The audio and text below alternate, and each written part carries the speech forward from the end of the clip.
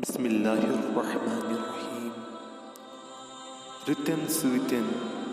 دن برزے زند دت شہولگے کنز بدن سوتن کھوئی نو تھوزے زن اچک تمنین بانن منز۔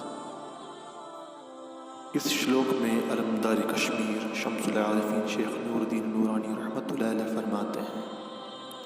کہ ہمیشہ نیک اور صالحہ لوگوں کی صحبت ہی اختیار کرنا،